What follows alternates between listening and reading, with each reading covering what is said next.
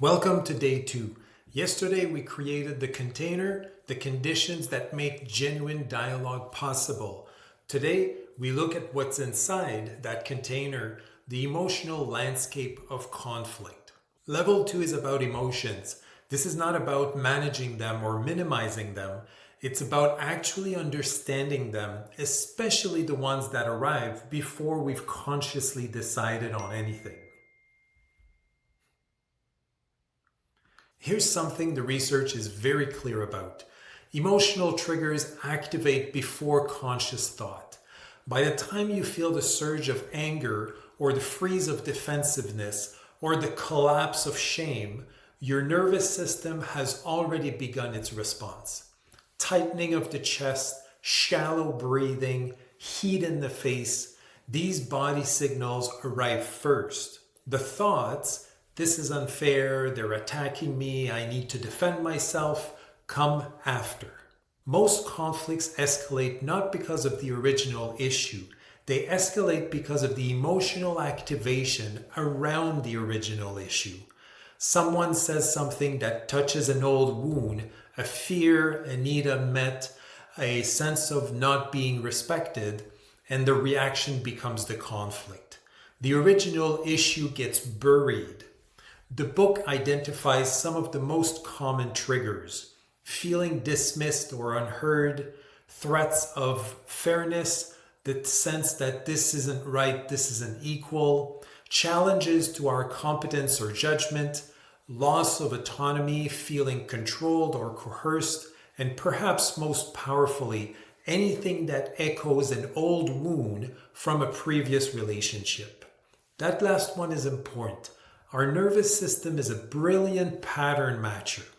When a current situation resembles a threat, even just vaguely, the system activates the same response it learned back then. We're not just reacting to the person in front of us, we're sometimes reacting to everyone they remind us of. We don't just have one trigger, we have a history, and that history lives in the body. This is actually good news, because if the body signals arrive before conscious thought, that means we have a window, a moment between the trigger and the reaction where something else is possible. The practice is to develop familiarity with our own body's cues in low-stakes situations when you're not flooded, so that when the cues arrive in a charged moment, you recognize them.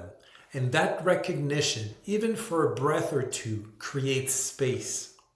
The goal is not to eliminate emotional activation. Emotions carry vital information. They tell us about our values, our needs, our limits. So the goal is to develop the space between trigger and response. That space is where choice lives.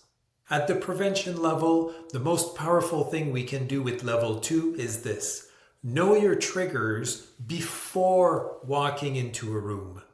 Not a theoretical list, a real embodied map. This topic makes me go quiet and withdraw. This kind of comment makes my chest tightens and I get sharp. This dynamic makes me prepare for battle before the other person has finished their sentence. When we know our patterns, we can do two things. We can prepare so that when the activation comes, we're not surprised by it. And we can communicate, telling someone we trust, when this happens, here is what I tend to do. Here is what I need. Simply naming an emotion, I notice I'm feeling anxious right now, rather than I am freaking out, activates the prefrontal cortex and reduces the intensity of the response. The act of naming itself is regulatory. Here is the question for today. You can pause and sit with it.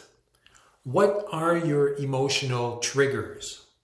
Think of a recurring conflict in your life. What emotion tends to arise first, and what does it feel like in your body when you are fully aware of it?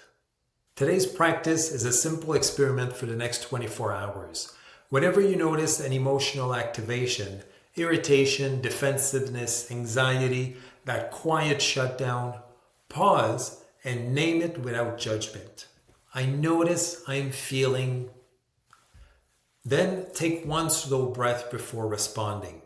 That's all. Don't analyze it. Don't try to fix it. Just name it, breathe, and notice what changes. Tomorrow, day 3, we go deeper. Level 3 is about something most of us don't notice in the moment. The identity dimension of conflict.